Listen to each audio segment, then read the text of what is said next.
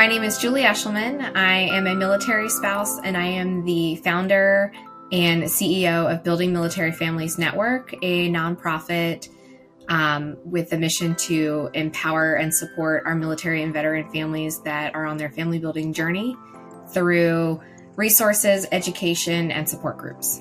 Yes, today's guest, Julie, is an advocate for family building in the military, primarily through her work with her organization, Building Military Families Network. She is also experiencing her own infertility journey. So today, Julie is going to share her story with us and share how she's helping others who serve. I'm Dan Bulger with Progyny, and this is Infertility. My husband and I, started trying to conceive in 2016 after we had been married for a year.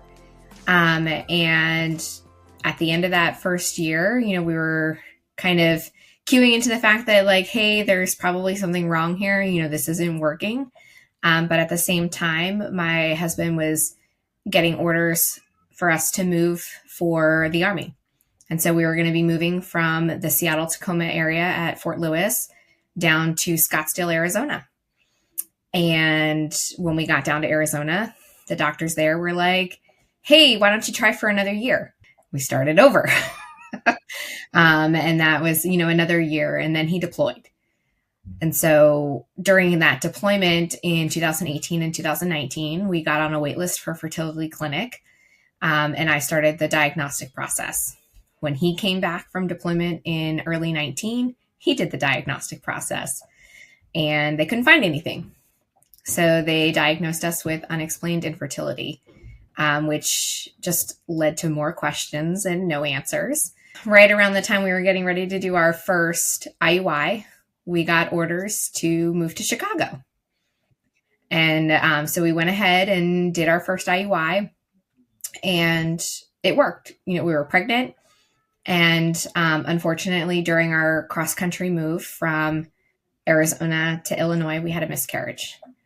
And so then we had to start the whole process over again when we got to Illinois. We had to find a new clinic. They wanted to do all their own diagnostics. They agreed with the recommendation of our first doctor to do 3 IUIs. So we proceeded with number 2 and number 3, both which ended in miscarriage.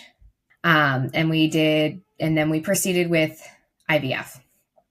And so once everything reopened during COVID that summer, we were able to do our embryo or our egg retrieval. I ended up in the hospital after that. I just hit hurdles all, every step of the way. And then we did a transfer, and we now have a rambunctious, almost 3-year-old. Julie and her husband suffered another setback when trying for baby number 2. And unfortunately had a miscarriage about 2 months ago. Our 4th, this time it was our first second trimester miscarriage. And so we're still kind of on that journey. And again, with all the things, in the news lately, we're not sure what that's going to look like because we are once again getting ready to move this summer. And so, Virginia has some laws already. And so the implications could be complicated, especially, given what's going on in the Supreme Court right now. I suffer from recurrent miscarriages. And so there's a lot to unpack in that. And so we're still on this journey. Now that's a lot of fertility treatment. And unfortunately, they didn't qualify for coverage from TRICARE, the military coverage plan. TRICARE only covers IVF and IUI if it is a service-connected injury or a diagnosis for the service members' infertility. And so we currently don't fall under those circumstances. And so we are paying for everything out of pocket.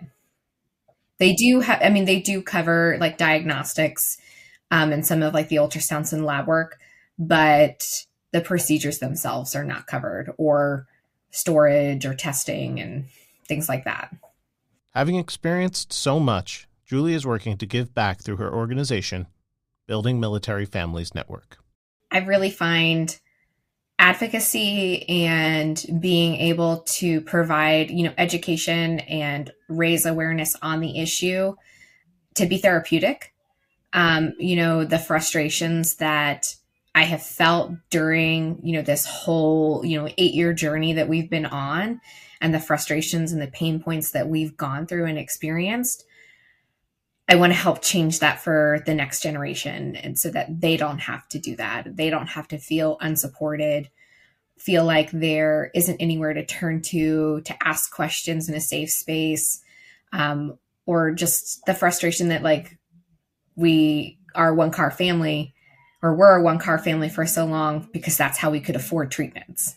We gave up all of these things, which made a lot of other things harder. And I don't want the next generation to have to go through that. It really spurred, I think, from our second miscarriage. It was a missed miscarriage, so we had, we'd seen the heartbeat at the fertility clinic. We got that release. We didn't have to go to the clinic anymore. We could go to a regular OB. And then when they weren't able to find the heartbeat, and it became less about that journey and making sure that like I was okay, because we ended up having to do a DNC, and I had to have this, they put you under for all of that. So we felt like we needed to open up and let people know what was going on. Like our families, like, hey, Julie has to have surgery. We were getting ready to travel to visit family in Texas and then in Pennsylvania for a family wedding. And it was like, we've got to let people know what's going on, so that they can be there and support us. But it was also in October during Pregnancy and Infant Loss Awareness Month. And so I was able to kind of open up on social media and raise awareness about that. And so that was kind of that, I think that tipping point for me was starting that, then getting involved in advocacy with Resolve and participating in that for, the last 5 years. All of that just kind of, I just kept building and building and building and doing more and more, to the point where it was like, okay, I can't wait for these military organizations to start offering things to support this community in this way, because they haven't done it in the last 8 years. I'm just going to go ahead and do it. Julie knows firsthand that military families face unique challenges in family building. For the average, active duty family, they're moving every 2 to 4 years. So that makes it hard for careers. There's a lot of out-of-pocket expense for moving. Military spouses are underemployed or unemployed. You don't have a support network. When you've lived in the same community for, 20 or 30 years, you've got that big network of people around you to support you. You have that close-knit group of friends. So these are all things that add on to the stress when you then discover, hey, we're facing infertility, or, if you are an LGBTQ couple that needs to do adoption or surrogacy in order to have a family. And those are all expensive things. Building Military Families offers resources for those who need support. Right now, we're offering a miscarriage and loss support group. And then we have our infertility support group. And then we have a co-branded support group for infertility with Resolve New England. And they're all going really well. The people that are, our participants in those support groups are constantly saying like, I've really needed this for a long time. Like, I'm so glad that this is here. So that's kind of one of our big areas of what we're doing and where we want to kind of grow in our organization. We want to be able to offer more types of family building option support groups. Building Military Families is just getting started, but it's already making a difference. I mean, it makes me feel really good. That's the whole point of this is, the struggles that, I went through, that my community support director, has gone through, that my board members have gone through on their journeys. It was lonely. We didn't feel like there was anywhere to turn to.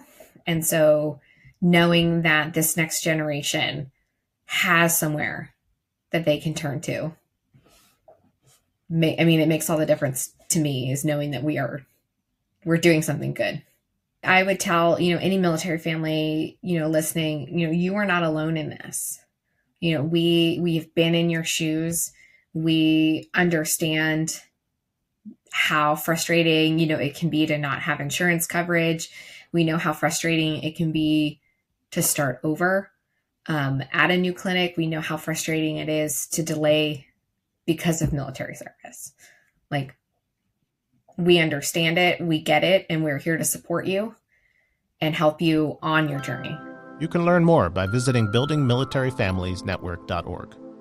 And that brings us to the end of today's episode. I want to thank Julie for sharing her story today and for all the work she's doing for our military families all around the country. And I want to thank you for listening. If you want to follow us, you can do that at This is Infertility Podcast on Instagram, or you can follow Progyny at Progyny Inc. This is Infertility is brought to you by Progyny.